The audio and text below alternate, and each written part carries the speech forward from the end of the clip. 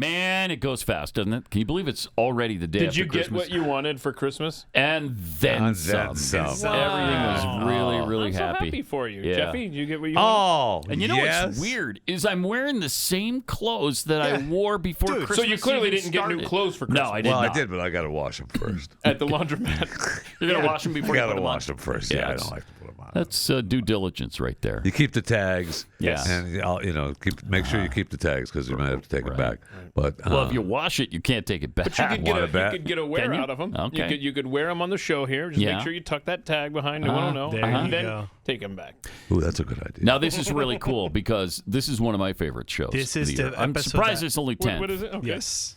But it's what really happened to Flight MH370. Oh, this is a good show. People still talk about this episode. Yes. I love this episode. It's Ashton Forbes. And this is an update. And Yes, this is an the update. Yeah, Yes. we did one like a year before this. Yep. And then we did it again this year, back in May. I would highly recommend following Ashton Forbes on Twitter and YouTube good follow. because he Yes. continues to update the story. I'll tell you this. It has gone so far. He is so smart. Yeah. He's so intelligent. He sounds like a scientist. I mean, that's why And we had him on. That's why we had him on. Self-taught, yeah. But he's self-taught. He knows physics. He's studied this stuff closely.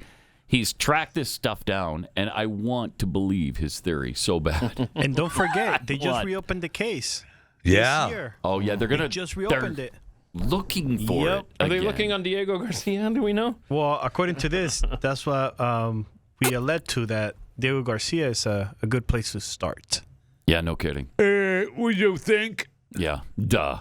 But what do you want to bet they're going to find something Right? Because they want to put an end to all this. They do. And so they're going to say, hey, we found it. Look at this. It only took us And 11 years. They're not going to let anybody test it. They're not going to let anybody touch it. We're just going to see wreckage. It won't be that wreckage because that wreckage doesn't exist. Bum, bum, bum. There never was wreckage of that. Right. Because it didn't wreck. It was transported somewhere. Anyway, you're going to hear about that. And the offshoot of that kind of technology. What would that mean to America and the world? I mean, it's Because fascinating. it tells us that we have that technology. Obviously, Which we I'm do. like, what? Yeah, if you can teleport Yes. a plane, Yes. something as big as a 737, I think it was, and you can teleport that from the air to someplace on the ground or whatever, what else could we do with that technology and other technology? I mean, it makes you tingle just to think about it, It does. actually. It also, here's the thing, we'd be virtually untouchable Absolutely. from our enemies. If that is true and we have that kind of technology, Maybe we are, and maybe they know it. maybe. And I think that you asked a question in the episode that I will never forget, because that means that we have that technology. If a nuke comes, then we can just... you just transport away? it back to them? Yes. You would think so, right? Right? You would think so, but you would it's think so. moving faster than the plane, though, right? Yeah, it would be. Oh, yes. It would be. So I don't know if it could do that, Yeah. but you would think that. I mean, you'd certainly give it a try, right? Absolutely.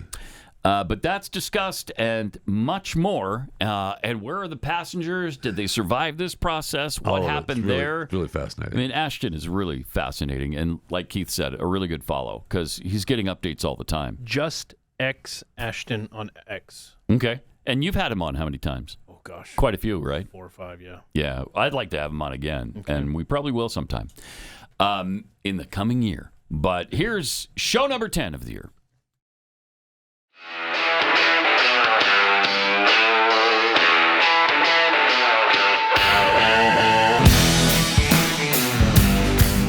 Pat Gray is here on the Blaze Radio Network. Good morning, American.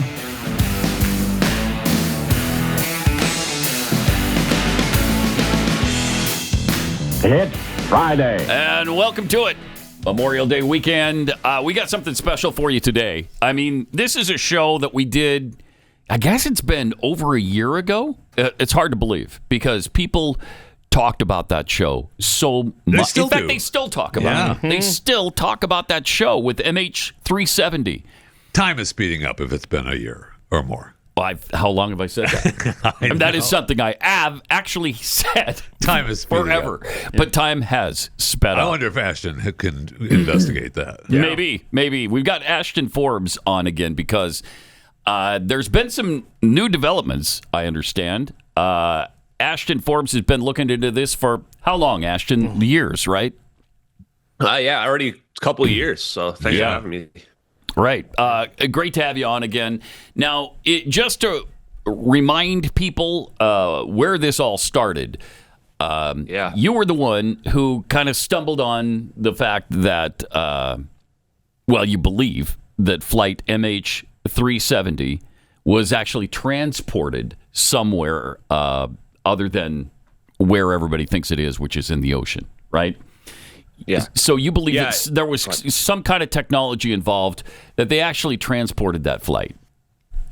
Yeah, they committed a cover-up. The United States military is the one that covered up the disappearance of MH370. And over the last 2 years, since the MH370 videos reemerged on social media, which appear to show the United States recording the disappearance of MH370 on 2 perfectly in sync videos, I have investigated the missing plane. I've investigated the technology on display in the videos and come to the conclusion that the videos are actually what happened in the plane and that the science that we see in the videos is real and that we really, have this advanced technology, which I believe is teleportation technology or warp drive technology, if you want to call it that. I mean, it's astounding and it changes everything if it's true. Does.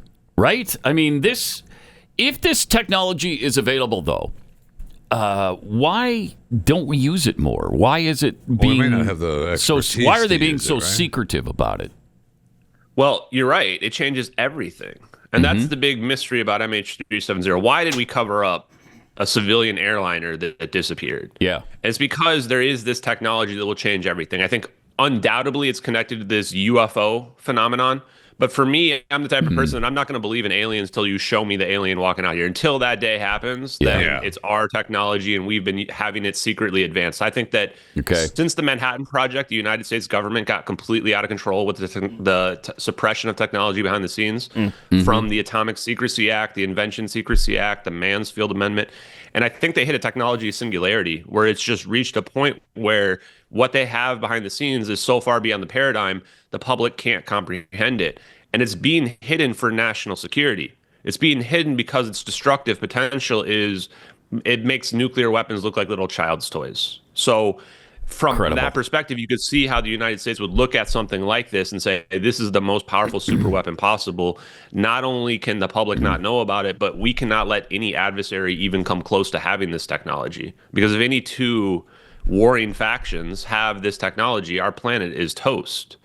So I even understand why they would gatekeep it, why they would hide it. And it's not just war and destruction. Even if we assume that everything's going to go swimmingly, we're talking about reshaping our entire society. Sure. From our capitalist society to even the way that we govern and structure our society.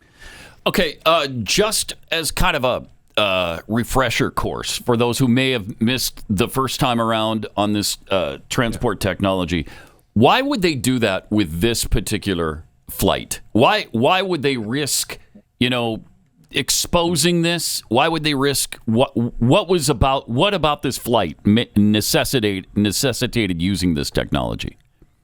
Yeah, and I don't know if it's about necessity, more so sending a message to your adversaries. And I cannot say that I know exactly why they do what they do or exactly where the plane showed up. I can only work off the evidence that I have. So you're free to make draw your own conclusions. My opinion is they did this as a message, and the motive, that part I'm pretty clear, has to be related to the 20 free-scale semiconductor engineers on board this plane. It was way too many people. They stick out on board the plane relative to everybody else. They're sitting next to each other. They've got a weird cover story about going to China to upgrade the plants there. There are 20 engineers that work for the American company, Freescale Semiconductors, but they're flying to China, and 8 of them are Chinese nationals. So you could very easily see a scenario in which China might have leverage over these people. And that company was connected to U.S. aerospace and defense, and they were working on superconductive microchips for the last 8 years as well that the NSA, the National Security Agency, had written a report on. So whatever the exact motive is, like, it has to be something around those people. It could be related to patents. I know there's this conspiracy theory out there about these 4 people and this patent related to that company. That is false. Those people were not on the plane. We checked and confirmed. But that does not mean that the overall, them being the motive, is not the answer. Right. And it could even be something more broad, where like it could be related to the financial statements of the company. The company was $7.6 billion in debt, and they were losing $1 billion a year. So they may have been like trying to, make that, all those losses go away, the equity holders. It could also be that they had some overall like microchip technology, like maybe the next generation of microchips was something that company had worked on behind the scenes, Yeah. So it's hard to say exactly what it is, but to me, it's clear that this was some espionage, counter-espionage between China and the United States. And hence the cover-up and the silence from all sides afterwards is that, China got egg on their face. They don't want to admit that they got made to look stupid. United States pulled off this operation. They got away with it. No one was any the wiser. So no one's going to say anything. So does that mean that the passengers are still alive? Or would the process, do you think, have killed the passengers on the flight?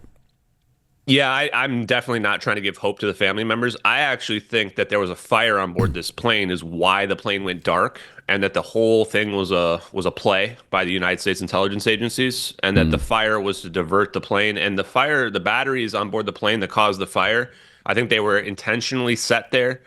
They may even be a catalyst in the event. I've been researching that a lot the last couple of weeks, and I can't come to a strict conclusion one way or the other.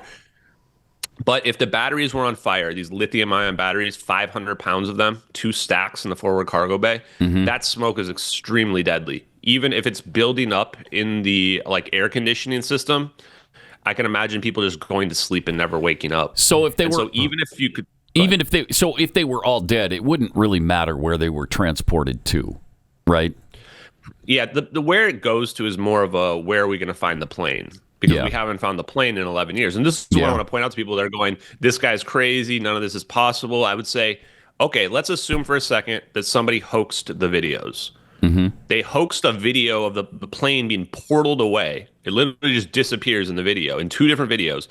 And how did they know we were never going to find the plane today, in May of 2025? That's 11 years later. More than 11 years later. That's quite the good guess. How many planes in the last 10 years? Actually, in fact, can you name the last plane to disappear without a trace that we never found? Amelia Earhart? No, the guy in Africa, right? The guys from Africa that took the plane. Well, that's a good one, too. That's right? 2003. It's actually MH370. MH370 is the last plane to disappear without it. This doesn't happen commonly. In fact, it can't happen in today's day and age.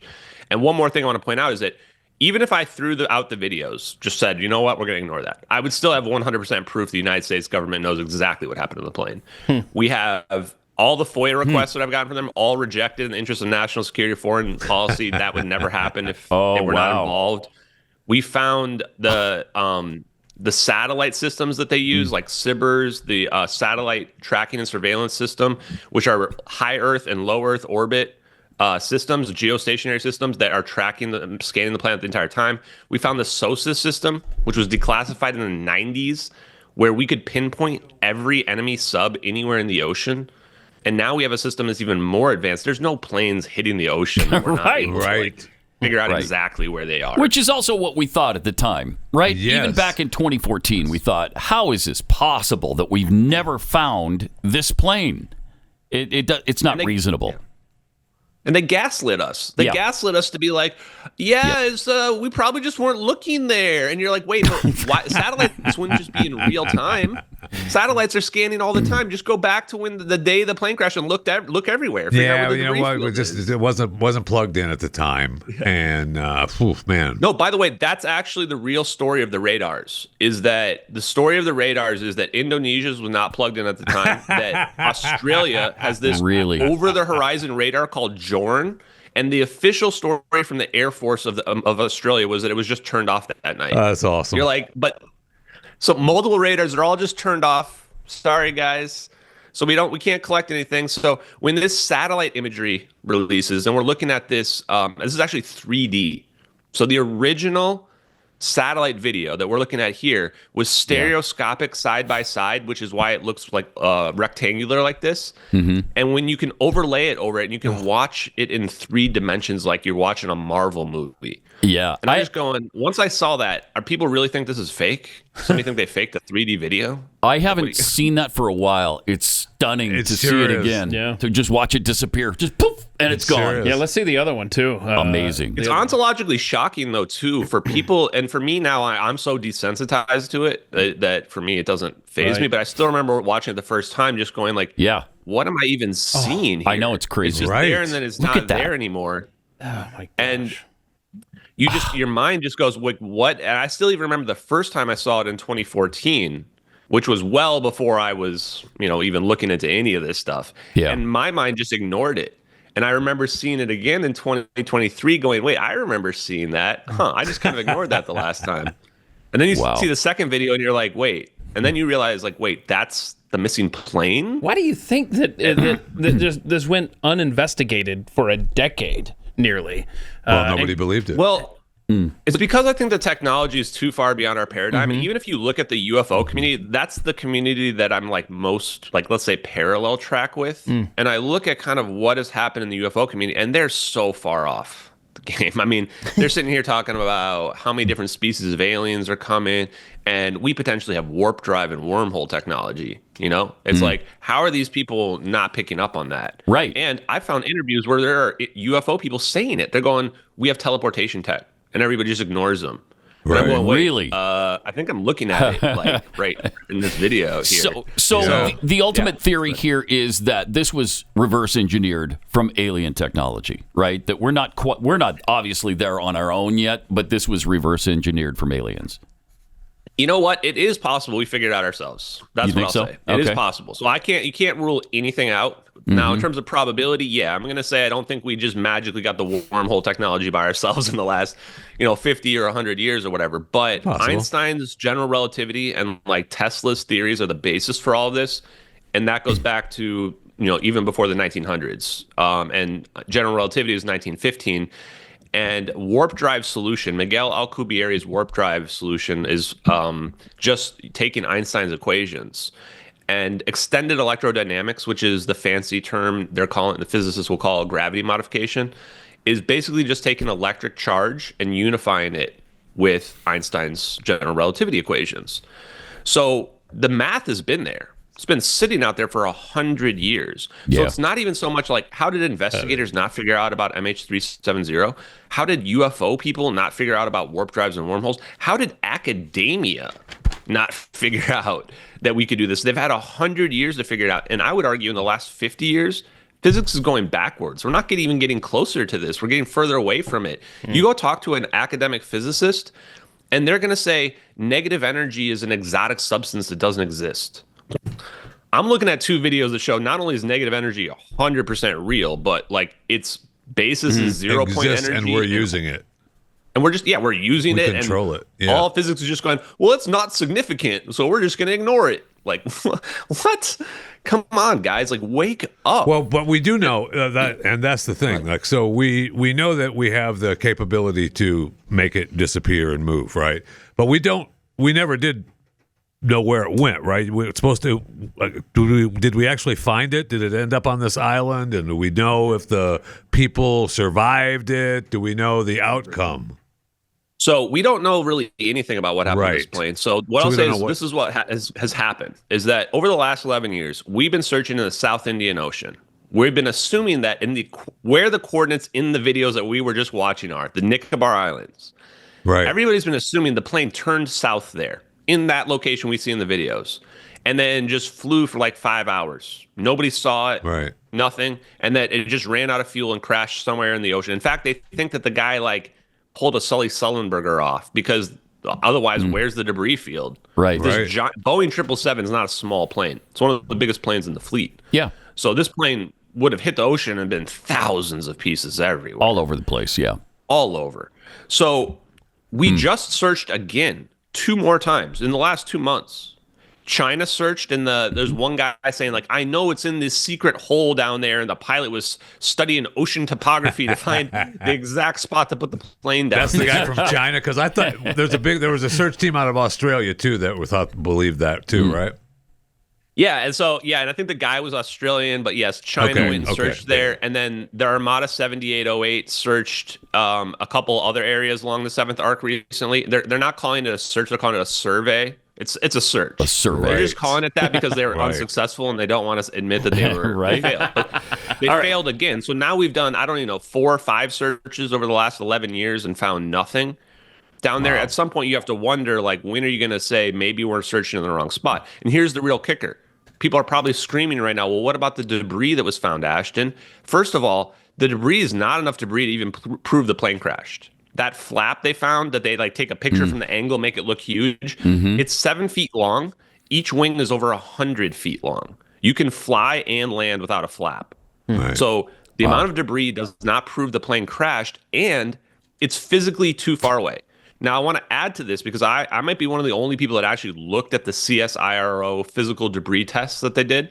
They took some debris. They got a replica flap from America, threw it in the water, and they did this really janky test where they only tested for a few hours. But if you extrapolate out how long each piece of debris or how far it floated in a 24-hour period, the most any debris floated was 2 kilometers. Okay, 2 kilometers per day.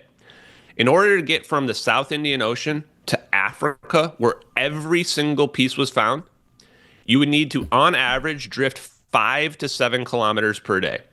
But wait, the physical debris test showed only drifts 2 kilometers. And you would need it all to drift in the same direction every single day. Right. There Which is doesn't happen. Very unlikely. Zero chance that debris comes from a plane that crashed in the South Indian Ocean. None. And the fact that there are models out there and people trying to gaslight and lie and say, I've seen articles that say, these models prove that the debris showed up exactly where we expected. That is straight up bull. All right, we've got much more coming with Ashton Forbes. Did you know that Fast Growing Trees is the biggest online nursery in the United States and over 2 million happy customers? They're happy for a good reason because they've got great trees that arrive at your doorstep. You don't have to go to the big box store to get them. I love the advice, the expert help that you get from the people on when you call, and they help you through the process with what's going to grow really well in your area. Like, I live in Texas, and so they knew just exactly what will work best for Texas and for our environment, where it's burning hot in the summer, and it's burning hot in the fall, and it's burning hot in the spring, and there's like 3 days during the winter that are cold. But they understand that, and so they know what's going to grow really well. And so we ordered something for our front yard, and worked out perfectly. They're awesome. They really know what they're doing. And this spring, they have the best deals for your yard. Up to half off on select plants and other deals. And because you're listening and watching this show, you'll get 15% off your first purchase when you use the promo code PAT at checkout. That's an additional 15% off at fastgrowingtrees.com. Use the promo code PAT at checkout. All right. One of our most popular shows of all time was when we talked to Ashton Forbes the first time about flight MH370. It's fascinating. It is the theory is that it didn't crash into the ocean. It was teleported by the U.S. government to a different location. Now, the passengers were probably all dead because of the fire on board, but the plane was probably intact and is now, who knows, Diego Garcia? Is that where? That's exactly what I wanted to ask Ashton about.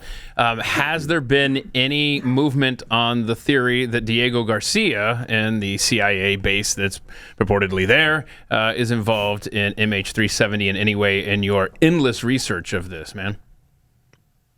There hasn't really been much movement.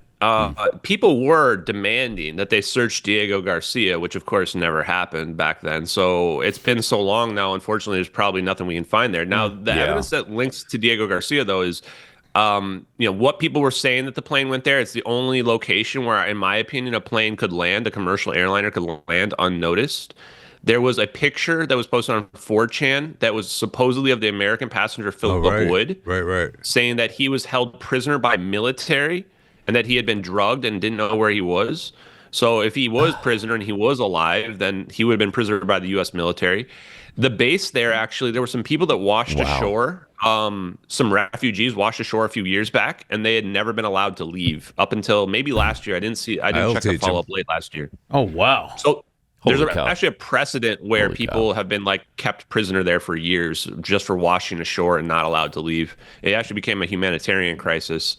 And then there was also in around 2020, somebody started noticing that there was pictures of people from the Diego Garcia Facebook page that actually looked similar to some of the crew members. So if you are somebody that's a romantic and you want to think that people survived, then maybe they're living their days out on Diego Garcia, Probably not the worst place in the world. Oh my goodness. Wow. Oh my goodness, man. That's incredible. That's creepy. Not for the passengers, but for the technology, I can't tell you how much I want this to be true. I want us to have this technology because it is such a game changer. It changes everything. And plus, if it's true, I mean, if they are living their best life on Diego Garcia now, snapping selfies, just being told they can't leave, then that means that the technology we have, we know how to use, and that people survived the use of it. Yes, which is awesome.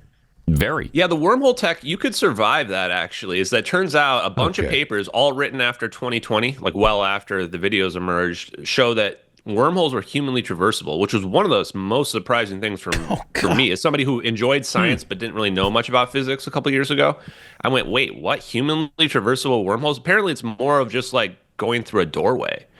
In fact, I think those videos are going to lead to several Nobel Prizes, one of which I think is going to show that wormholes and black holes are the same thing. We actually, if you actually go research it, physics actually does not understand black holes very well. We have this idea that they're this huge amount of mass that spaghettifies everything. But there's people out there that think that black holes aren't really physical things at all. And it's just a manifestation of space-time itself. We just saw one that's growing, though, now. They said it's growing. It's actually just eating everything in its path.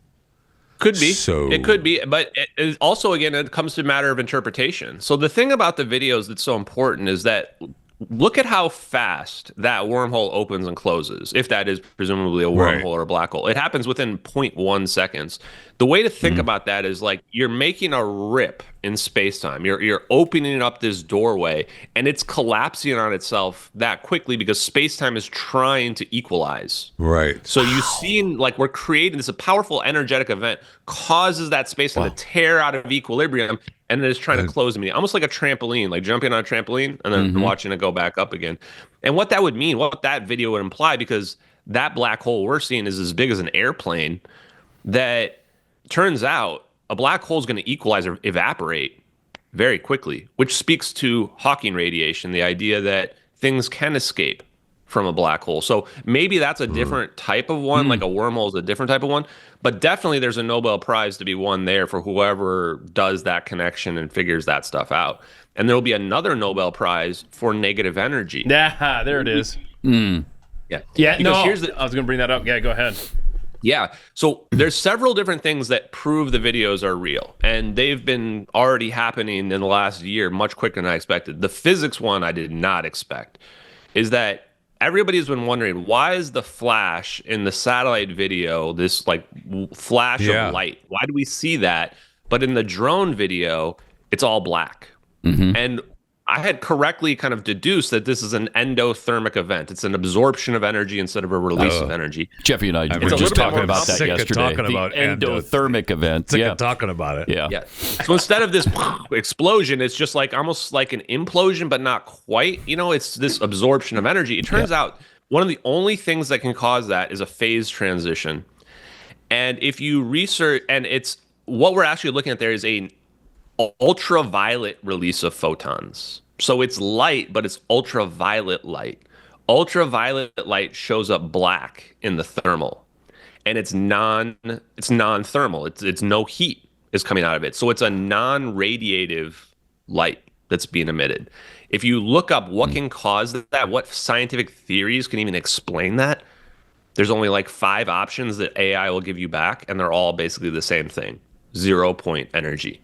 There must be energy levels below what we think of as the baseline, below the equilibrium.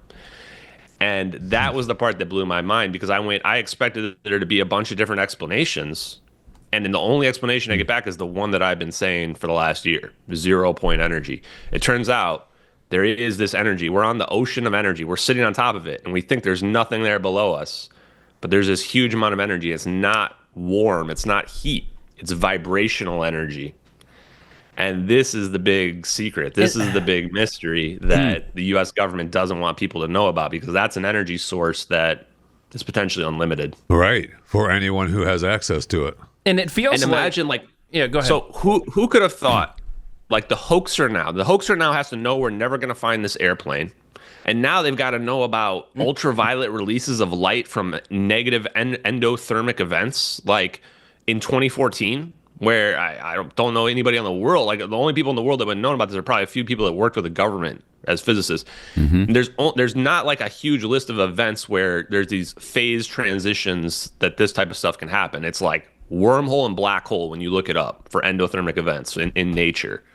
So to me, the physics part of it is probably some of the most compelling evidence, because what we're seeing there is physically accurate, but only to this niche, kind of relatively unknown from the mainstream perspective, idea about wormholes and warp drives. Wow. And negative energy. Yeah. And negative energy, too, is going to be a bit of a misnomer. Negative energy is not an exotic substance. It's just normal energy. Negative energy just has to do with either going up or down in terms of our energy state. Usually when we shoot a laser at something, we're like increasing its energy state. What we're doing here is something opposite. And it's currently believed in quantum mechanics that there are no energy states below n equals 1, which is the baseline. So what this means is we're about to find out that quantum mechanics is either wrong or misinterpreted, or there's a whole nother layer where we can actually go below n equals 1. There's another guy named Randall Mills who has a company called Brilliant Light Power. He has his own theory called hydrino theory. And this is the only other theory that I found out there that can explain an energy state below ground. He says that quantum mechanics is incorrect and that there are fractional states that are possible: n equals 1/2, n equals 1/3, n equals 1/4.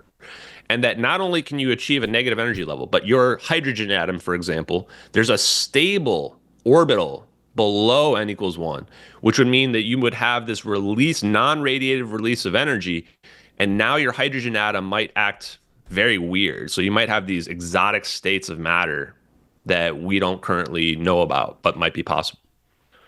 Wow. And the reason why I bring that up is that that might explain the orbs. Is that, imagine these orbs are some, exotic state of plasma below n equals 1 or something like that. And the orbs I want to mention as well, because we just saw it there. I have a clip that I want to share here for you guys, if you don't mind, because I have a clip that shows that I'm pretty sure these orbs are actually, let me pull this up here. Yeah, go ahead and get that ready, and we'll do it after the break. We've got much more with Ashton Forbes and the mystery of MH370 on the way. I mean, this is fascinating. It sure is. We'll talk to Ashton about some of the applications of this. I mean, there's got to be amazing applications. Yes. You would think space flight would be possible, into the far reaches of... let alone our travel here on this planet. Travel here, travel in space. I mean, let's go. Yes. Let's go. All right, more coming up with Ashton Forbes. Pat Gray, the Blaze Radio Network.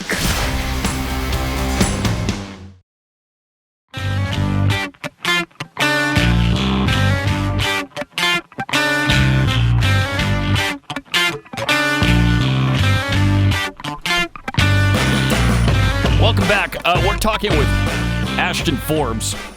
This is part 2 of MH370. Part 1 was like a year ago. Hard to believe. It sure is. Because people have talked about that so much, Yeah. and they continue to discuss it. It's about MH370 being teleported. Yeah, if you want to see the part 1, it was April 26th, 2024, Pat Gray Unleashed. Okay. Man, Ashton, I mean, has so much more information since then. Oh my gosh. Yeah, and great YouTube channel, by the way, at Just X Ashton on YouTube. Okay. Ashton, so you were about to show us one of the videos that you were talking about? Uh-oh. We got to get the bigger picture of Ashton here, Joe. Can we get... Yeah, okay, so here's something that's actually relatively new on these videos, is that when you watch this clip, this is a clip from when the orbs first get around the plane. Right. I want you to notice that the orbs are perfectly green, spherically green here. This is something that it was a small detail that only picked up on after I spoke to NASA physicist Dr. Yu about magnetism. Now, watch what happens right here is that the orbs are still green. They're going to blur for a second, and then you're going to see them change. Now look at them. They're not green anymore. And they're going in a different pattern, too. Yeah, and now they've changed their pattern, and you can actually tell they're like, almost looks like an orange slice in the heat signature after that. Wow. And if I was going to keep playing this out, there's not a lot of other parts where you can see it, but right there, they're not perfectly green anymore. Why is that? Why do we see that? It turns out the answer to why we're seeing that is that they're creating a magnetic field around the plane. And when they do that, the green part is the negative electron shell. Those are scaled up atoms. The blue part in the center is the positively charged nucleus. The yellow part is slightly hotter because it's the electrons. The electrons are slightly hotter. And that's the negatively charged part. So just like with a magnet, what's going to happen? The negatively charged part's either going to pull towards the center or be repelled away from it, depending on the polarity. So why are we seeing the orange slice? Because they're creating a magnetic field there, and that's causing the electron shell around these little orbs to interact. And that's why all of them interact. So not only are we seeing that, we can actually tell what's happening from the control mechanism of these orbs. They are locking into the plane, and once they lock in, they're shifting formations, and then you're seeing the heat signature change. And then right before the plane disappears, it happens again. So right before the plane disappears, right there, you saw it blur again. Yeah. And then you see them come back, and then they converge. Why? Because they've changed their magnetohydrodynamic flow of the plasma. And what this does is then it changes like the polarity of the magnets, and then they just converge automatically because they're being pulled together. So right there, you see them change their orientation. And once they pop out of that, the magnets are attracting one another. And then once they get too close, the force becomes so powerful that, boom, rips through. So these are like magnets that are times a million, times a billion, maybe. I don't even know how powerful. Extremely powerful magnets. Oh my gosh, man! It's really That is fascinating. I mean, incredible. it's incredible, and I keep going back to we've got to be able to control it, though, right? How much? What does it take, energy-wise, manpower-wise? Everything who's at the controls to and make where would they it be? happen, and we have to be able to control making something go through this wormhole or black hole or whatever you wanted to call it, and then we have to control where we want it to go once it goes through there, right? I mean, that's seems like mind-boggling. It is.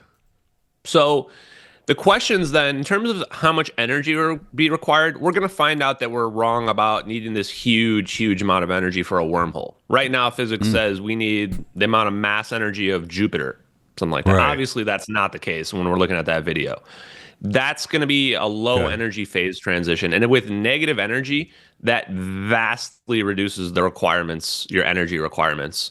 So negative energy is basically like cheating in physics because you start to subtract from normal mass when you do the equations. So who's got the the Xbox controller though that's controlling this? Well, so that was the next part is what's controlling those orbs. That is not people controlling that with an Xbox controller. That is an AI or a quantum computer vectoring. Because keep in mind, you have to vector in 3 dimensions in space and match the speed of a moving airplane and keep in touch with it as well. That's not people doing that. No, I think the AI is managing that, which would imply, like I said before, that the U.S. military government has AI that potentially is far more advanced than what we have publicly, it may have hit a singularity, which of course we all believe. Where the technology just took off. And I spoke to U.S. Navy engineer Salvatore Pais. recently, a few months ago, he pretty much admitted this to me. I asked him about AI use, and he said we're not allowed to use commercial AI when he's working with the Navy or what have you on official business. And I said, well, does that mean you have like your own or what? And pretty much they have their own. How many years ahead of the commercially available AI would you assume the U.S. government is? Decades. Yeah. I think I started researching the physics, trying to figure out like when did they figure this out? And because I figure if it's real, you can probably piece together the timeline. And I think you pieced together a pretty strong timeline that shows they figured these plasma orbs out in like the 90s, and they probably started building them and seeing what they can do in the 2000s. And then by 2010, somebody had figured out, putting them in a triangle formation and jamming them together. And now you create this singularity. I don't think that was the first time they tested it out on that plane. I think they were trying to figure out how to make it better. Yep. And so, like, I think they knew it was going to teleport. And I think the way that they figure out where it goes is like my name. There's a fourth orb somewhere. And I even think they're spinning around the plane intentionally. Like, they're almost winding it up. Like, they're winding it up, spinning the magnetic fields around. And then the magnetic fields are just either going to break or something like that. Like, almost like when you're looking at the sun and you watch these giant magnetic fields in the sun and they snap and they twist. It would be kind of like that. And then basically a slingshot thing happens. And how is this possible? Because there's an extra dimension where all this energy is stored that connects all points in space and time. So when you create this black hole, what you're really doing is you're going to that, you're kind of connecting to that extra dimension, that nothingness that connects everything. And it's a shortcut. Like if you're playing Mario Brothers and you go in the pipe and now you come out in a different spot. Right. So the only thing we have to understand is that space is not empty. One last thing I want to say is that Catherine Fitz was talking to Tucker Carlson last week, and she name dropped brilliant light power, which I thought was crazy because that was one of the only people I found out there that has been arguing for negative energy being possible. And how are they doing it? What's their production? Right. They are producing cold, non-equilibrium plasmas that release ultraviolet light. And they're collecting the ultraviolet light. Are they based here in the United States? Yeah, they are. And the guy's been discredited for like 30 years or something like that. And supposedly they're going IPO next year. So they're one for you guys to watch out there, because if I'm right about this, and I'm very confident that I am, then this whole fusion fiasco over the last 70 years has been a huge scam. They've had fusion figured out since like the 80s, probably, maybe even before that. And they've been slowly dripping out energy technology, very little, as we can see. Yeah. And what's about to happen is they're going to give us a gimped version of fusion that technically works, but doesn't work as well as it could. Right. And they're going to pretend like it's this huge breakthrough. That's exactly what they're doing apparently with AI as well, right? Yeah. And many other technologies that they're far beyond where we know they are. Appreciate it. Hang on. We'll get a lot more from Ashton coming up here in a minute. Let me take a minute and tell you about Kexi Cookies right now. You probably know by now that Jackie and I, along with my son Sean and his wife Megan, own a bakery, Kexi Cookies. For years, we've said that they're the best cookies on earth. Seriously, though, that's not an idle boast. Part of staying in touch as a business is checking out what our best competitors are doing. One of the last places on our list that we had to sample were all the big bakeries at Disney. We just went there last week, especially Gideon's, who is such a popular place that they have a line outside their shop that can be up to a 2-hour wait just to get inside to buy a cookie. It's not a roller coaster ride. It's a cookie.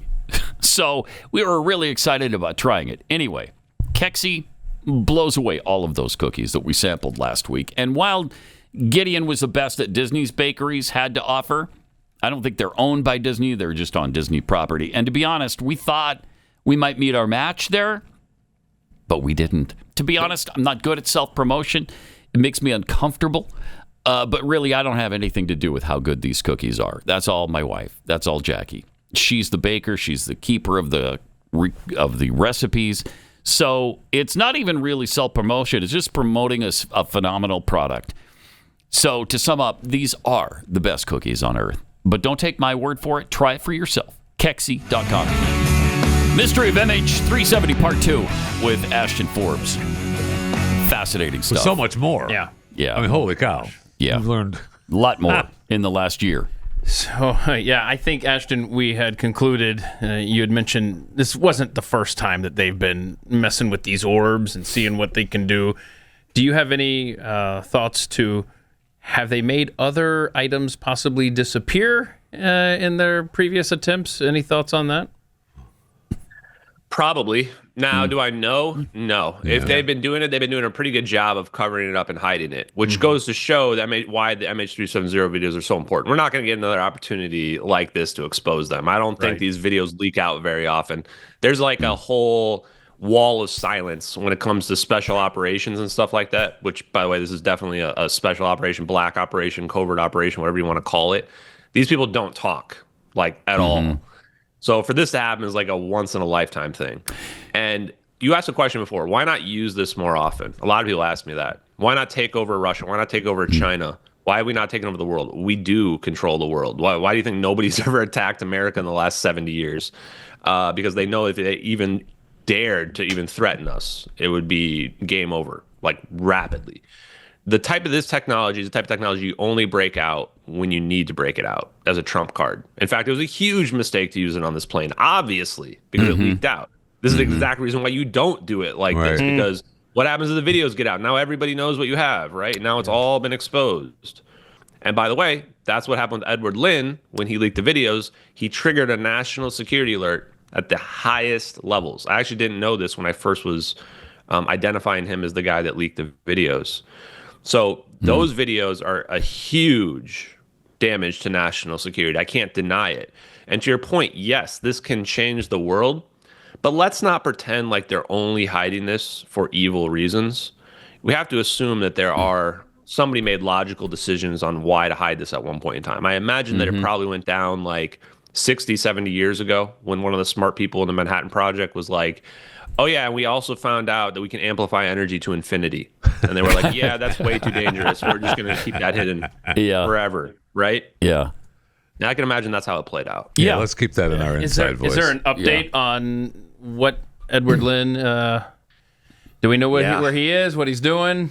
Oh, there's an update. Oh, boy. So this was like the biggest thing that happened in the last year, which was that one day, all of a sudden, I got a message saying that somebody found a YouTube video of Edward Lin. And I'm like, what? No. I couldn't believe it. So I'm looking at it, and sure enough, I'm seeing Edward Lin talking to me. It looks like an older version of Edward Lin on a YouTube video that he made. And he's calling himself Edward Soraya. And he's it's like a residential living facility type situation that he's like got some franchise for. And I just can't believe it. And I'm thinking, there's no way this is really him. It can't be. And then he shows a picture of himself in the Navy, and it's him. And I'm going, wow, it's the same picture that was used in the news articles about him. And I'm just going, wow. So try to reach out to him, call the thing, make it a big deal, and he won't reach out, won't reply, anything. Can't get him to contact me. So that was one huge aspect of it. Around the exact same time, somebody on Twitter got in touch with his lawyer. I had tried to get in touch with his lawyer, couldn't get in touch with him. Larry D. Youngner. I didn't believe this guy either. This person DMs me, says, I got in touch with the lawyer, blah, blah, blah. I'm like, nah, bull. And then they sent me a recording of the voicemail. And it's Larry Youngner calling this person back, saying, like, hey, I missed your call. Let's set up a time to call. And this is like a Saturday, by the way.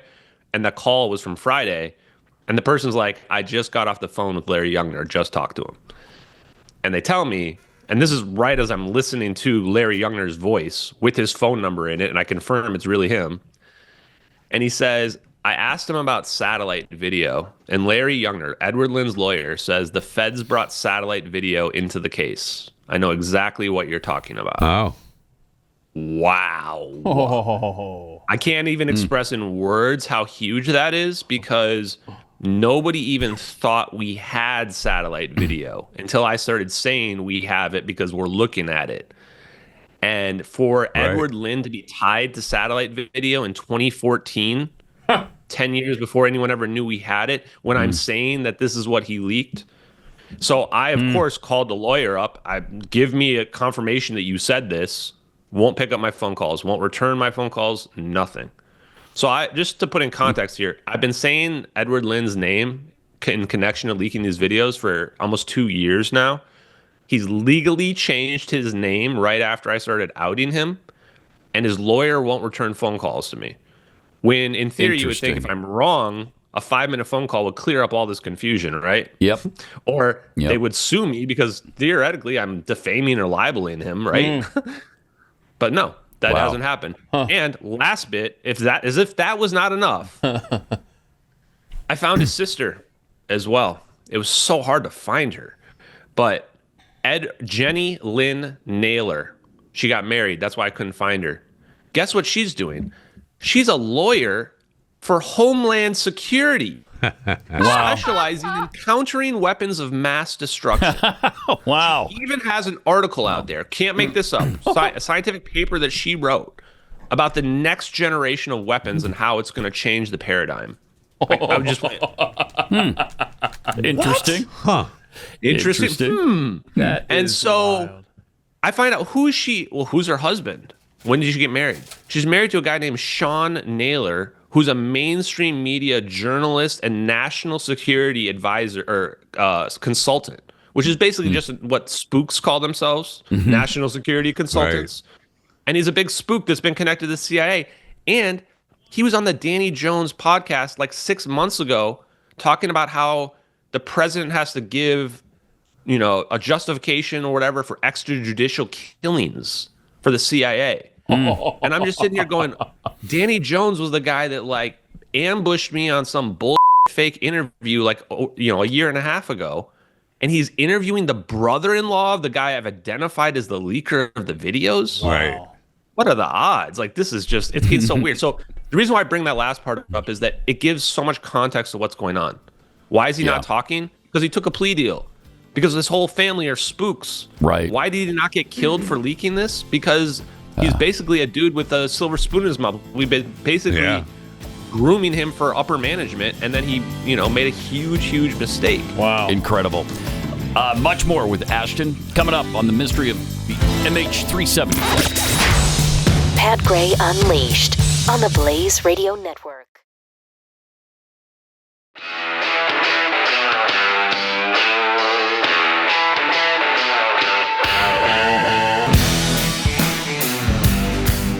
Pat Gray is here on the Blaze Radio Network. Good morning, American.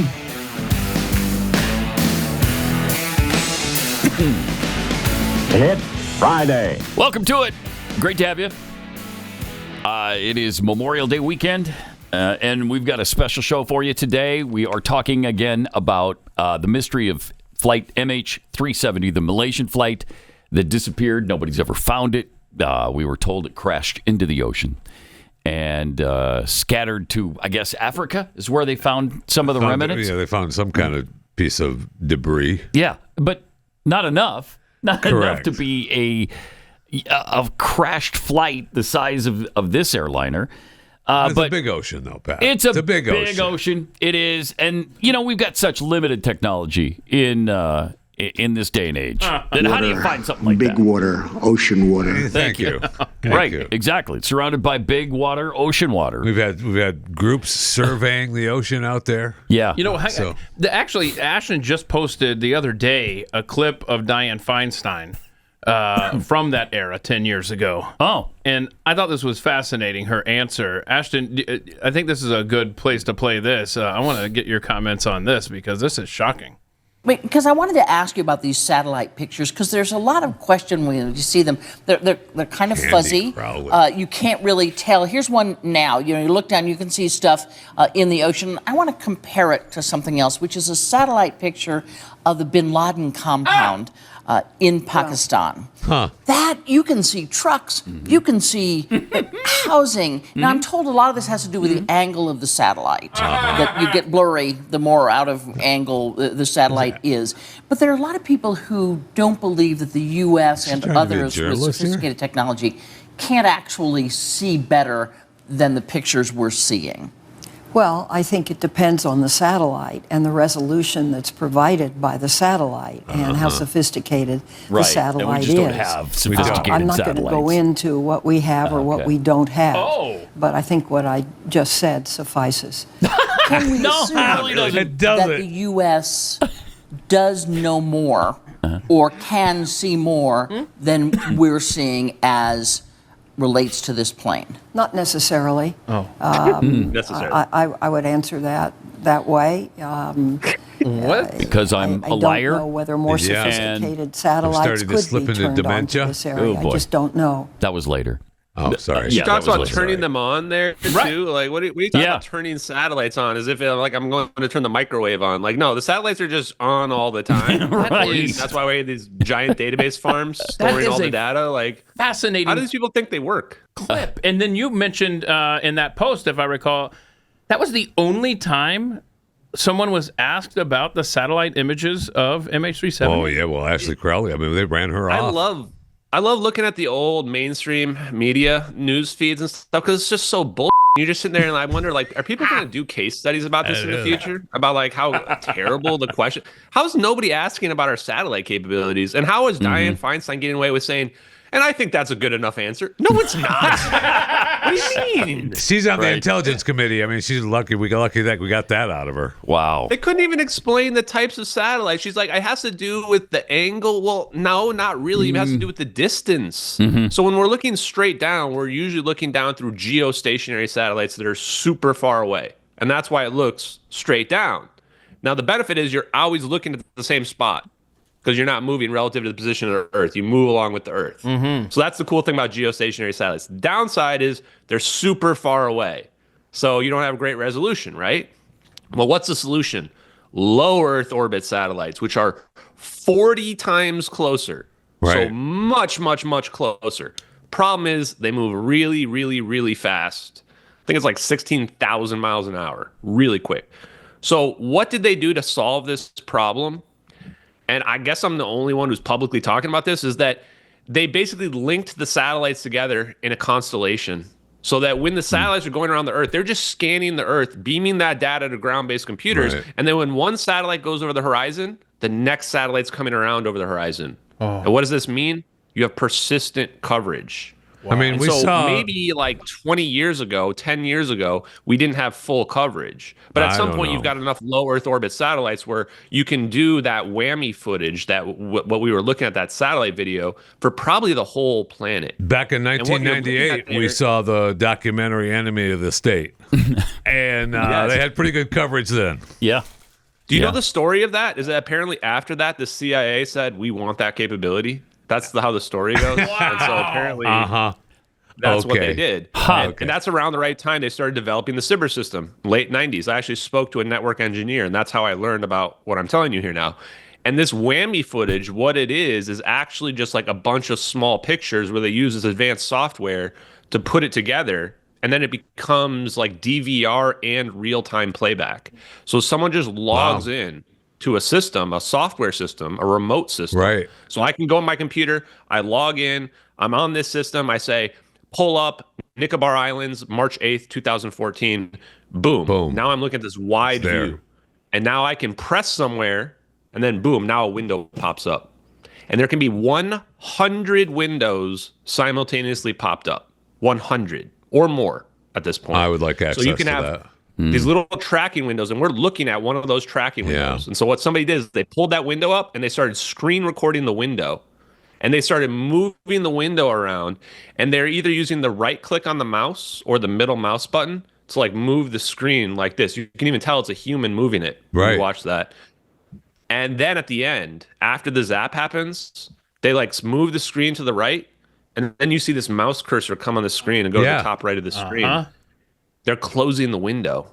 That's why it's black after that. The screen actually records for another minute, and it's just black. And everybody wondered, why is there this minute of blackness? Is there a secret message in there? They were showing us that this is the screen recording of a window, because that's the only way it would be black and still recording, is that the window's gone, but it's actually still recording after the fact. So this is actually, you see that mouse cursor there, and the mouse cursor interacts with the background, like it changes color when you go over the clouds or if it goes over the blue water. it changes color.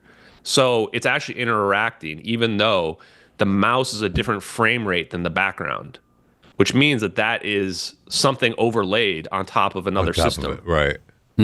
So we're actually looking at the real system. And the reason why the background's 6 frames per second, that's exactly consistent with whammy capabilities, which is wide area motion imagery. The reason why it's between 2 and 10 frames per second, because it's a huge field of view that it's pulling data from all the time. So it can't do faster a frame rate than that, at least not in 2014.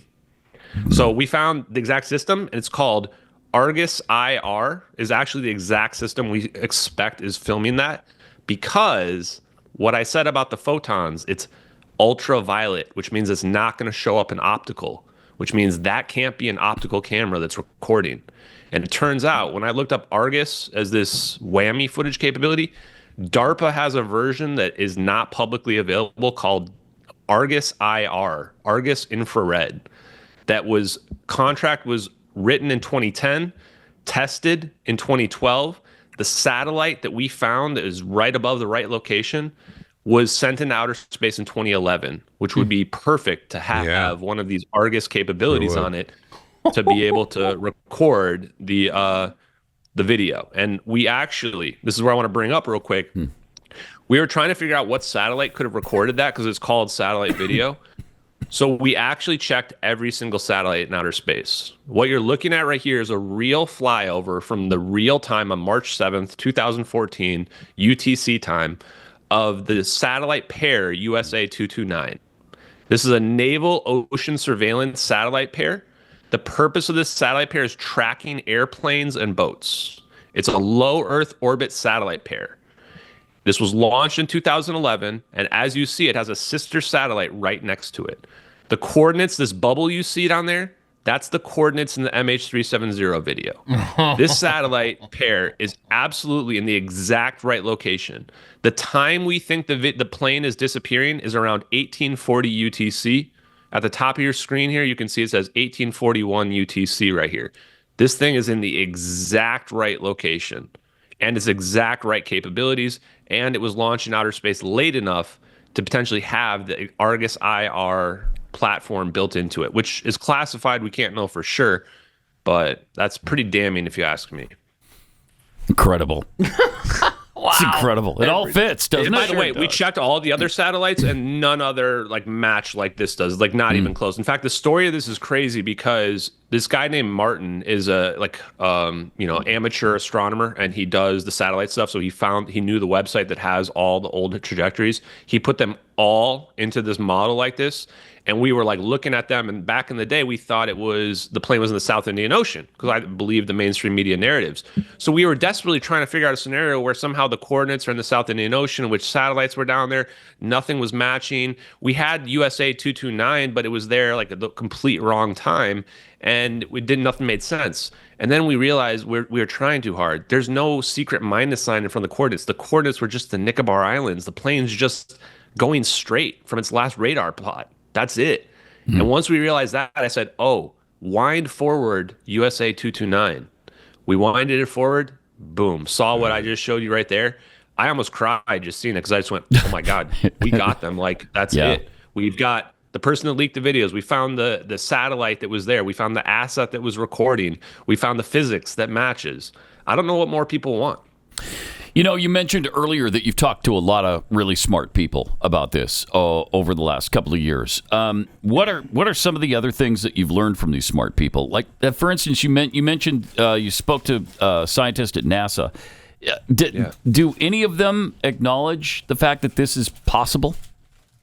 Yeah, actually, a lot of them acknowledge it. I think that mostly it's a matter of them understanding whether or not we have the engineering capability to pull it off. Wormholes are admitted to be a mathematical solution to Einstein's general relativity. So that part's not in question. The part in question is, can we actually achieve negative energy? Yeah. Or can we achieve the energy levels required to pull that off? So Dr. Yu, for example, very smart guy. He actually was on Patrick Bet-David talking with Terrence Howard. That's where I initially saw him.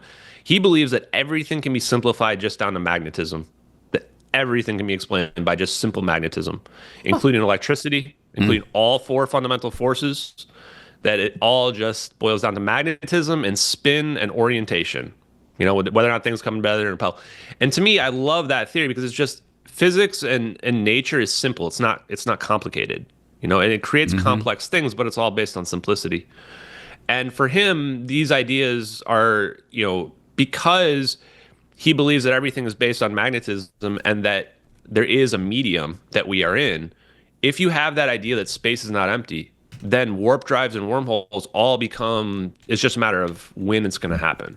You already know that it's physically possible. Yeah. All a warp drive or a wormhole doing is pushing through the medium itself. And the reason why people don't think it's possible, they think that negative energy is an exotic thing, is because they don't think there's anything there. They think space is an empty vacuum. And 0-point energy proves that wrong. Yeah, and science has really gone beyond that empty theory now. It's dark matter, at least, right? Yeah. They believe it's dark matter. They don't know exactly what that is, but they believe that it fills up, 68 or 70% of all space. So, there's something everywhere. There's no nothingness in space. Right. Yeah, we call it the virtual photons now. That's what they started to call it. But this is really us just avoiding going back to the ether. Tesla's ether, Maxwell's ether hypothesis is that space is not empty, that light is a wave. All waves require a medium. Therefore, there must be an ether of energy that we are in. And that's what we have to go back to. And that will explain dark energy, which is the most complicated one. They can't really explain why does space expand. Well, because space is energy and it's just filling in the void. And then with respect to dark matter, why do galaxies spin faster than we would expect? Well, it's just magnetism. At the center of your galaxy, you have these supermassive black holes. You have this this dense of mass, and you're going to have this powerful magnetic field that's going to get created at these galactic scales, and that can account for the additional spin. It's not currently accepted right now, but I think that's what will happen.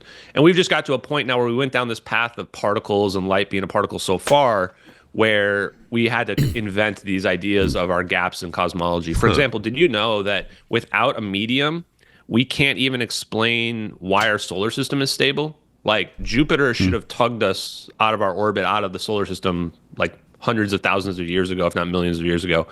Because every time we go near it, it should slowly be pulling us a little bit away from the Earth. Right. And this is the three-body problem, that any three-body system actually will not stay stable if you don't have a medium.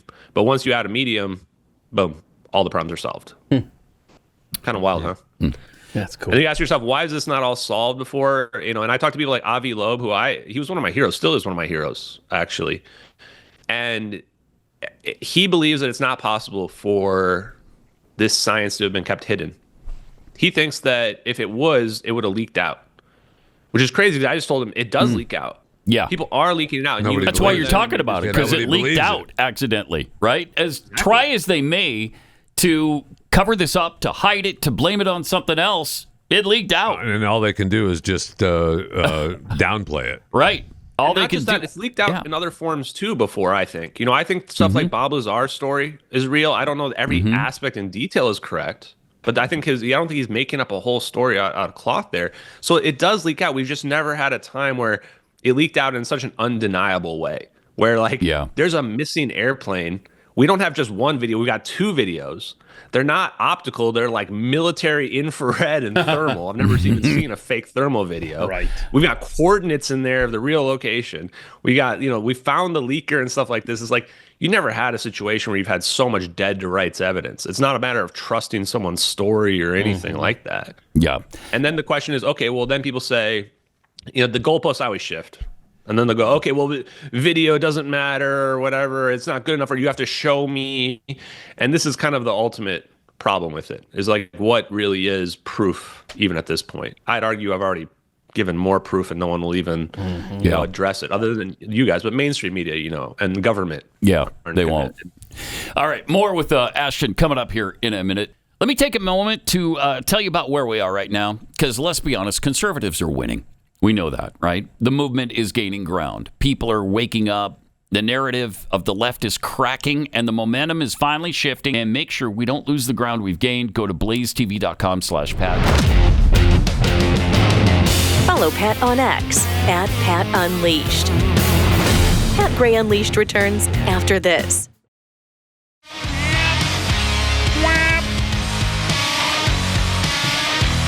All right, this is part 2 of our discussion, which began, I guess it was last April 26th. Is that right, Keith? Did I hit? Yes. So if you want to check out the first edition of this show, it was stunning. People still bring it up. Seriously, that's why I thought it was just a few months ago. I know. I'm like, what? That didn't happen a year ago. April 26, 2024. Incredible. So the MH370 disappearance has been fascinating to talk about and look into, and Ashton Forbes has been studying it He's for the expert. years now. This citizen journalist. You can go to @JustXAshton on, I assume, Same X. handle on X, same handle on Okay. YouTube. A lot of great stuff. He Awesome. has talked to a lot of very smart people as he's trying to unravel this mystery. And now that's the thing. Ashton, I appreciate you coming on, for round 2. You've talked to all these smart people. You've told us you've name-dropped all these smart people you've talked to. We got it. Who is the dumbest? Who's the dumbest smart person he's talked to? Smart person you've talked to? Okay, hold on. Before you honestly- answer, maybe No, he's I don't gonna really answer. talk to dumb people. Honestly, I think the bigger thing is the issue is mainstream academics. The thing that bugs me is when I listen to them talk about some of these concepts and they don't really understand them or understand the implications of them. When people talk about the Casimir effect is this crazy, wacky experiment. Why does the Casimir effect exist? Right. Nobody can understand it. You're like, the Casimir effect's been around since 1948.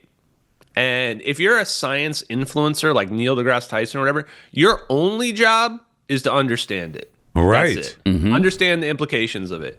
I come in and I guess it has been years now, so I can say I've been researching this for years. I come in a year or two can figure out, the Casimir effect is the answer to negative energy. It shows negative energy pressure, gravity's a pressure force. Boom, something's there, right? Does Neil And why deGrasse can't these Tyson people- not admit that? Does he deny that? He was on his Star Talk show. There's this clip of him out there where he was just acting confused and not even understand what the Casimir Really? effect is. Wow. And so that's why I'm sitting here going, wow, these are Interesting. like the normies science physics heroes, right? Yeah, And I'm yes, somebody that I for enjoy sure. Cosmos. But the problem now is I'm seeing that this is all just bullshit. It's the same bullshit in academia that it is in the Thank UFO you. community, where there's these people that are just selling whatever the current narrative is that's out there. They're science communicators. All they're doing is they're just people on social media finding what the newest science thing is and then blurting it out like it's this, they're giving their interpretation on it and everyone's ordaining them. That's what they have become. They're not doing original research. They're not actually doing any experiments or anything like that at all. And they're not even looking at the cutting edge stuff. So you're just lumping kind of all stuff those is together as the dumbest. You're not going to give me a specific. I think he just I think answered. It's that's- Neil deGrasse Tyson. I think so too. Yeah, Which it's is dumb. basically Which his I'm okay mindset with. that is, they think that whatever's in the mainstream media and the public is that's the most advanced thing. Right. You know, Right. they I don't mean, think that's that the government- asinine, It though. sure is. That is asinine. It's either asinine or naive, or you're just lying because you know better than that, right?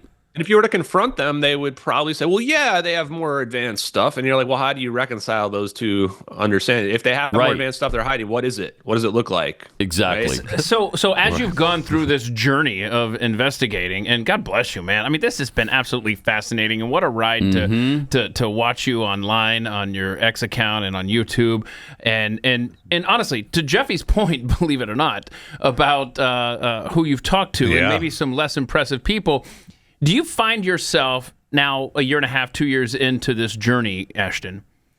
Do you find yourself more, I guess, optimistic and hopeful and excited for where this is going to lead? Or are you more frustrated that we don't have all of the answers yet, despite all of the work and effort that you've put in? I'm in a pretty comfortable spot. I mean, I look around at the landscape and I see people shifting towards my perspective and waking up, and not people that are, the alien head people, like normal people that are like, oh, yeah, why don't we have advanced propulsion? Why haven't we got any energy breakthroughs? Why are the miles per gallon on cars going down? Normal people are starting to ask those kinds of questions and wake up to it. And that's what really needs to happen for disclosure to occur. People wonder, what is disclosure? Is disclosure President Trump saying that, yeah, aliens exist and we're in communication with them? No, I don't think that's disclosure. I don't think anyone really cares about that. Maybe some people do, but most people are going to go on with their day. Disclosure is when we wake up to realize we're living in a prison. We're living in a very carefully orchestrated prison where information is being curated and passed down to us, and technology is being curated and passed down to us, potentially for decades, if not longer. What they think they're children, we're the children and they're the adults, and it's what they think we can handle at any given time, right? I mean... Yeah, and I think we just wait. And what I'm seeing is that they just keep making mistakes. And it's like, this is a situation where you can't force the issue. And if you try to force the issue, you're going to make a mistake yourself. And then they're going to expose it, discredit you, attack you.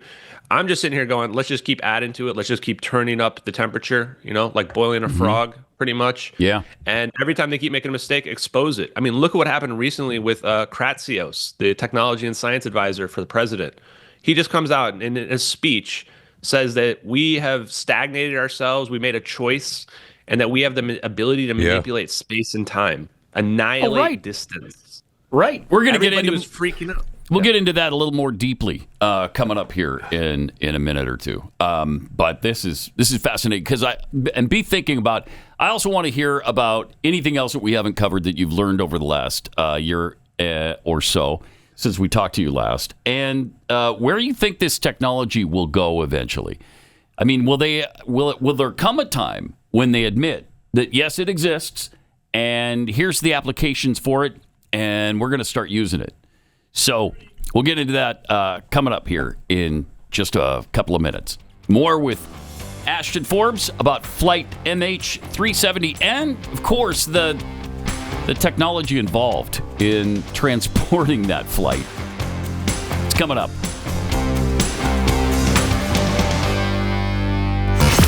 Pat Gray, the Blaze Radio Network.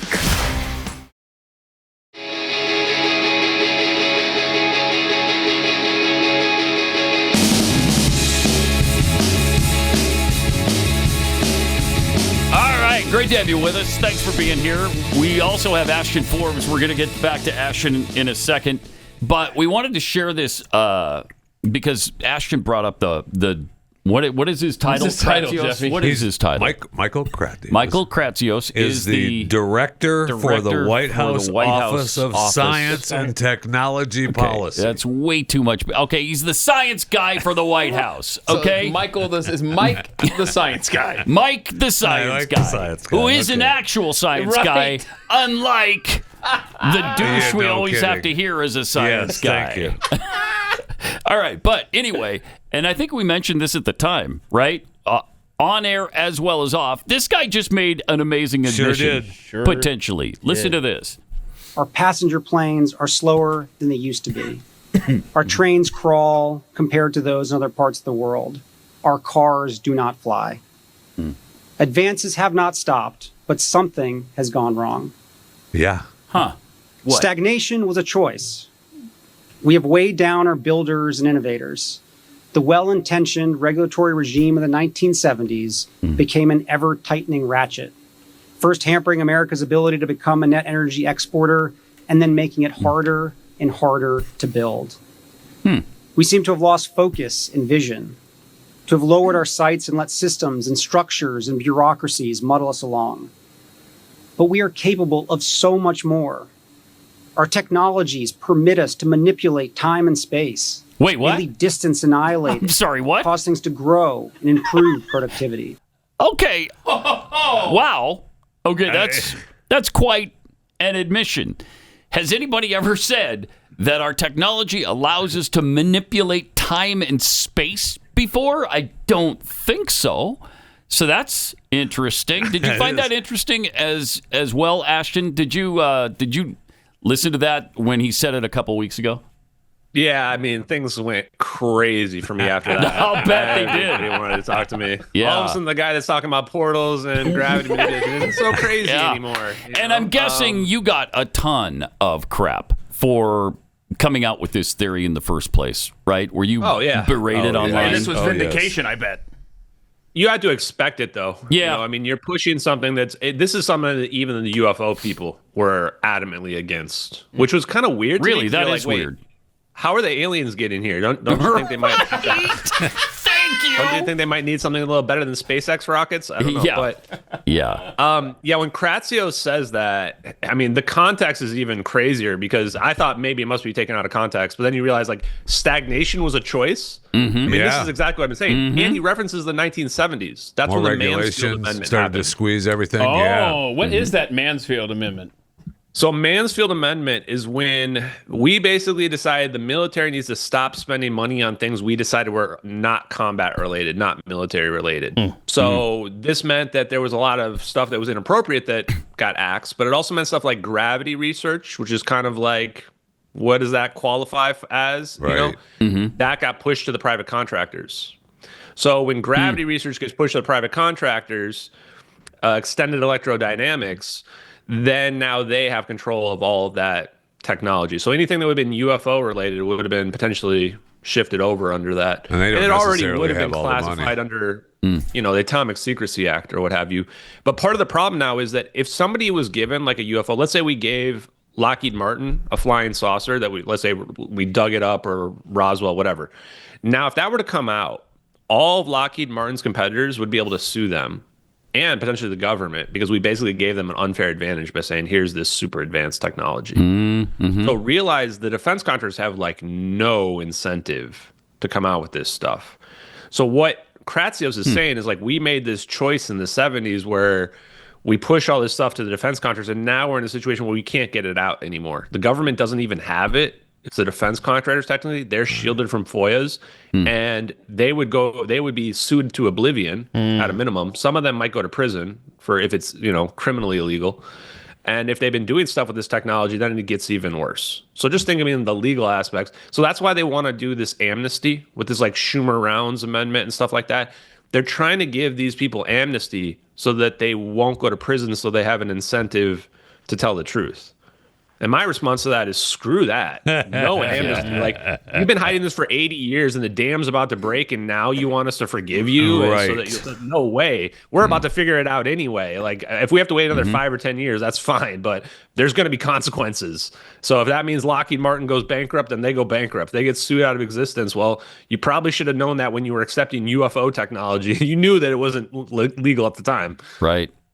I love the fact that UFO believers, alien believers, are berating you for believing this technology. I mean, they talk about lizard people are in the government, and they can't get their head around this. This is too out there. Or they'll say, they'll go, don't talk to Ashton because that'll discredit you or something. It's like, wait, but you're the people that believe the aliens are psionically controlling your mind or whatever, right? Like, just to be clear. Yeah. That me talking about physics and quantum mechanics is going to, discredit you? Incredible. Okay. So what are have you thought about this, what the applications for this kind of technology could be over the years? Oh, and okay. So you already know that we're hiding this for big reasons, right? Yeah. So teleportation, you would think that's huge. It turns out that's pretty low on the list. The lowest on the list is cloaking and invisibility. So we can do cloaking and invisibility with this. We can make Star Trek replicators. It turns out once you see a ball of plasma that's just floating freely like that, they've cracked fusion. And with fusion, you also, especially cold fusion, you get transmutation of elements.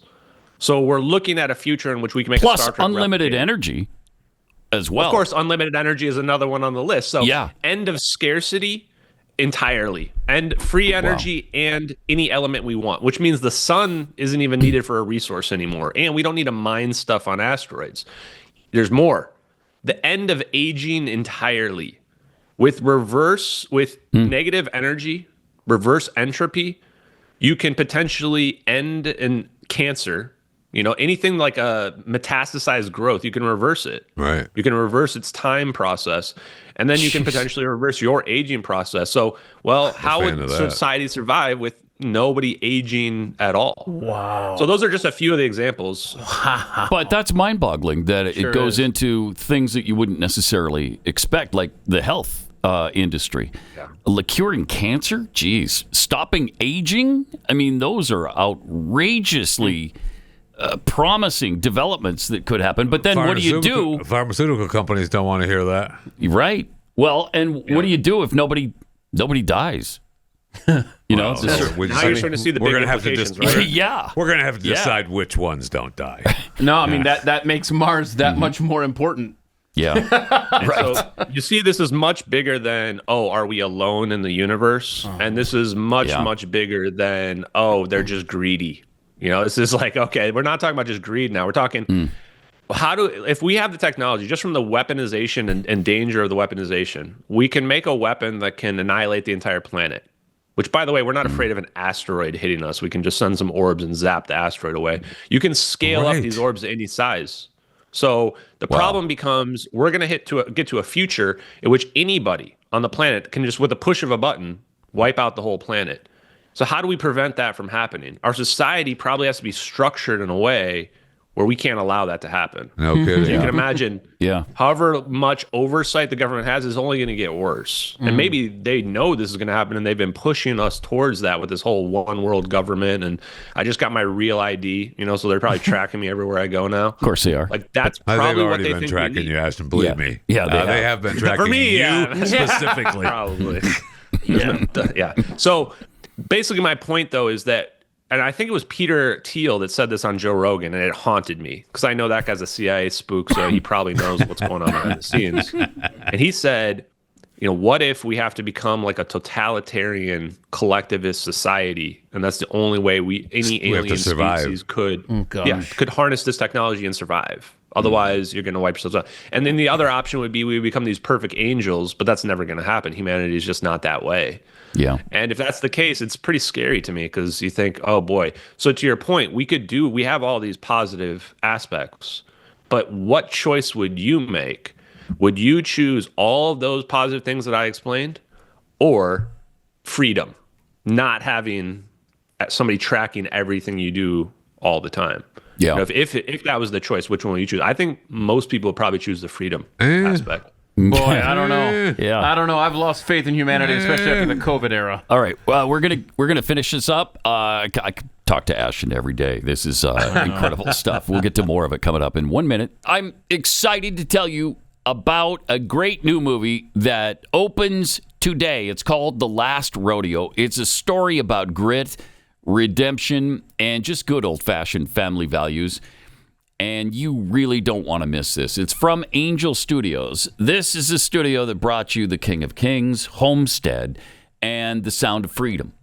And this is called The Last Rodeo. Both Chris and I have seen this. Both of us really loved it. Tearjerker. Yeah, it is. If you're a girl dad, like I said this week, if you're a girl dad, you want to watch this with your daughter. And I challenge you that if you have a girl dad and you have issues with your girl, with your daughter, see this movie and see how you feel afterwards. And the main star of this movie is Neil McDonough, and I really like him. And you got a chance to I did, and it airs today on the overtime for today. You'll be able to hear his take on the movie. And nice. you'll be able to see all the cast members that I got to interview. So you get to see them all handle how Chris Cruz tries to ask questions. Okay. So I apologize for all the sentences that makes no sense. Well, English isn't your first language, so we understand so I'm that. doing great. But go see the movie. It starts today. Definitely. Theaters are selling out fast, so get your tickets right now at angel.com/unleashed. Get your seat for The Last Rodeo, which starts today. That's angel.com/unleashed.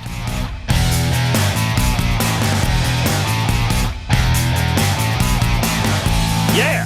All right. We're going to wrap up our discussion with Ashton. Fascinating. Ashton Forbes, who we talked to about a year ago on MH370, and he's come up with even more fascinating information. No kidding. Quite an update. We've got a lot deeper than just the missing plane. Yeah. And I wonder, Ashton, my goodness, I ask you this every time because I am genuinely concerned for you. Do you ever look over your shoulder, or have you had any incidents in the last couple of years where somebody's followed you or what have you? I mean, anything going on in your world that you care to tell us especially about? now that you're living in London. Now that you're in London. I mean, no, Belfast. Now that you're in Belfast. Now that I'm in Belize. No, but I do think that my life expectancy has gone way down as I'm disclosing this. And I've just decided I don't even care. Honestly, I would rather we try to get this information out. I mean, to your point that you said right before the break, I agree. I've become so jaded that the crazy part is there's probably, if there are bizarro worlds, there's probably most of me's out there is probably on the gatekeeper side, actually. Like, I totally see it from the perspective of hiding this. I don't think our civilization's ready for this technology. We're just not. But at the same time, if we're using it to teleport airplanes away, then the bad guys already have it. So I don't see a world in which why we can keep hiding it anymore at that point. And they've lost the high ground to say that, oh, we have to keep this hidden because we're the good guys that are keeping it protected, you know? Yeah, you're teleporting civilian airliners away. So I don't really care from that perspective of what happens. And I hope that if something did happen, then it would probably just Streisand affect this. And it's never been about my credibility. That's the benefit of this, is that I've made everything publicly available in real time, intentionally. It's more of a movement. So if something were to happen to me, I imagine there would be like 5 other people who would, pick up the mantle and start reporting and doing what I was doing. So that's the benefit of the case. And what I've learned from this, I think the big thing that people need to know is the names of some of these Black Project engineers and physicists. I wanted to pull them into the limelight. People like Hal Puthoff, who just went on Joe Rogan now, so now everybody knows who he is. Eric W. Davis, his right-hand man. Like, these are the guys that are working with the government. They know about whatever the answer, the UFO alien thing is, they know the answer. They're the ones helping the government figure out the technology. They know we've got it. Right. These guys are the world's leading experts on zero-point energy and wormholes and warp drives. And they're also the government's number 1 and 2 top physicists on Black projects. I don't think that's a coincidence. Right? And so we've moved so far past. We've moved so far past the the MH370 disappearance. I mean, we're into so much future stuff that isn't the future. I mean, it's here. The future's here now. But if you go back to MH370, now we believe, and you believe that it ended up on the island, right, of Diego Garcia, right? I mean, we believe that. That's where. Yeah, I'm open to any story that fits the evidence. I mean, the plane did not crash in the South Indian Ocean. The debris is too far away. Why do we not have a video of you, landing on Diego Garcia and doing an investigative? Do you see what happened to the last people who went to Diego Garcia? They're never going to see me again if I do that. I think the better question is, why have I not ambushed Edward Lynn? Right, he either leaked the videos or he didn't. There you go. If he didn't leak the videos, it's extremely damaging to everything that I've been saying on podcasts. Right. And if he did leak the videos, then it's game over, right? He leaked them, then they're real, and that's all there is to it. Right. And the answer to that is partially that I don't know that I want to hurry this along. Like I said before, I'm not even really on the side of, part of me wants to disclose this, but I'm like, I look at the situation Edward Lynn's in, and I've kind of, ruined his life. Like, he would have gone away and no one would have known about this, and he would have been living his life normally right now. And I think he leaked the videos unintentionally. I don't think he was intentionally leaking them. If he was, he would have reached out to me for exposure, or he would have gone to CNN, and he didn't. Right. So I think he's ashamed of what he did, and he doesn't want to talk. So I could ambush him, but most likely if I did something like that, he's just going to avoid me and not talk. Right. So I'm trying to think about what my next move is and not make a mistake and make sure that whatever it is going to be impactful. And I don't expect to win against the government that has this level of extreme technology that can teleport airliners away, but I want to just make a mark. I want to push. I don't think we were going to get the answer to this technology on what we did to this plane for another 100 years. If I can even push that another 25 years forward, easily, right? I don't know that I believe that. If you can push that 20, I'm thinking long term, But I mean, we haven't even settled the JFK controversy yet. Exactly. So, this will be swept under the rug for a really long that's time. Kind of a good point. Yeah, maybe. But here's the thing: we can start asking questions. I mean, what have we learned here? We've got nobody's asked any questions about the satellite capabilities back in 2014. We just heard Michael Kratzios say that we can bend space or manipulate space and time. Nobody asked him for a follow-up. Where are the follow-up questions, bro? Right. Like, hello, were you being literal? Because those speeches are like pre-prepared. Somebody saw that speech and was like, we're going to leave that in. God. Right? So it's amazing. It's a great point. And they could just say that was just a figure of speech. But nobody even asks about it. That's it's a little frightening that we've got journalism that doesn't do any journalism really anymore. So and Trump said recently too that we have weapons that nobody understands. You remember that? That was right before that too. It says we have weapons nobody understands, and that we're so far ahead of everybody else. And then does my favorite move where he just says, "So they're not going to do that." Just shrugs them off like, wow. That's not a bluff. That's like somebody in a position of power saying like they have no chance against us whatsoever. And they know it. And amazing. I'm followed by General Flynn. General Flynn even made a post or replied to my post saying he loves my reporting. He's being considered right now for National Security Advisor. Like, just put the pieces together right now on what's going on. Like, these guys know. People like General Flynn are like true-on military professionals. He's never going to let it slip that he knows about something like this. You know, like never going to break NDA. These guys are legit, true military people. But this does mean that like people like Trump and the administration, they know about this technology and they're being advised on it. And when Trump says like stuff like that, it's because he knows what kind of weapons we have. We know that if someone were to see it, they're not going to even understand how it's possible. So I think that from a disclosure perspective, why are they saying this stuff? I think it is somewhat intentional. I think that this is their way of pushing that forward. Because Trump can't come out and say, yeah, we got free energy technology and fusion technology and fusion bombs and teleportation weapons. He can't say any of that.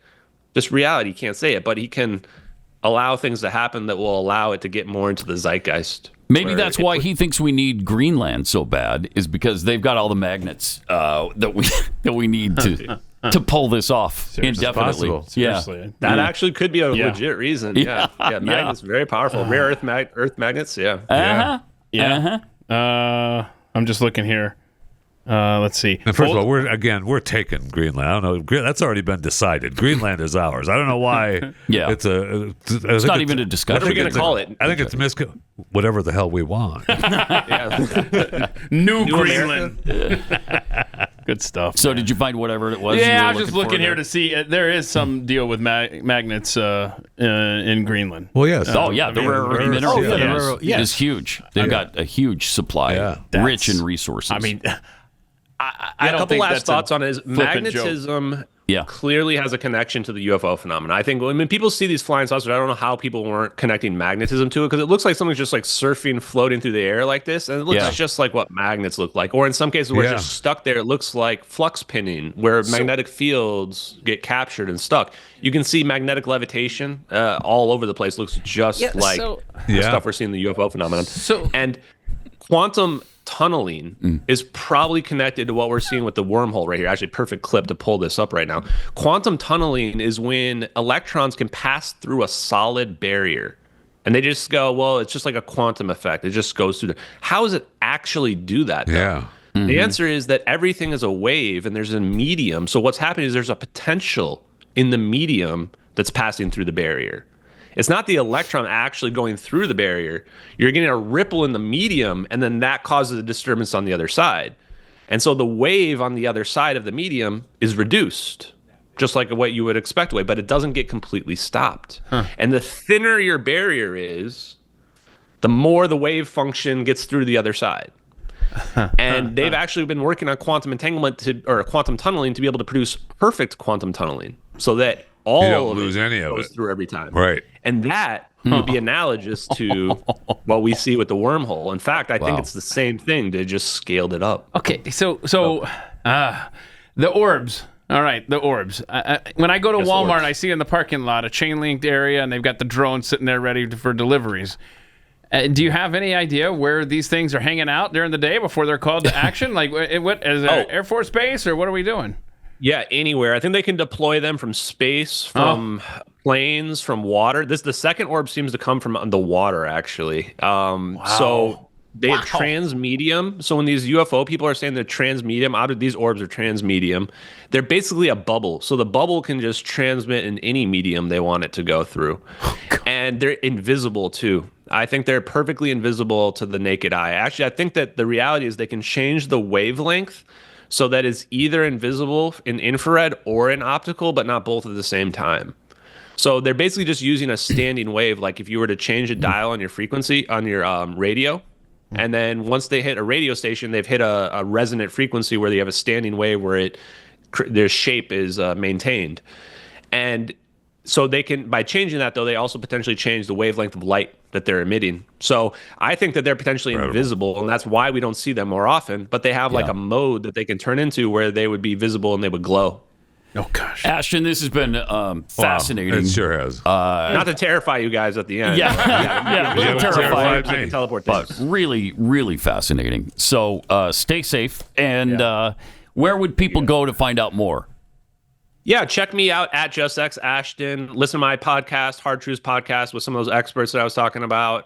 You can, and check out my YouTube channel on social media to see live streams where I've researched and learned about this science firsthand. And you can come along for the journey. We obviously know you're not going to the island. Yeah. All right. Anytime soon, I hope. Ashton, thanks. Ashton Forbes. Thank you. On MH370 and much more. Much more. What a ride. Whether you believe it or not is up to you. Mull that over, though. Gives you a little something to think about. Happy Memorial Day. Happy Memorial Day. We'll see you on Monday or Tuesday or Wednesday, whatever. Pat Gray, only on the Blaze Radio Network.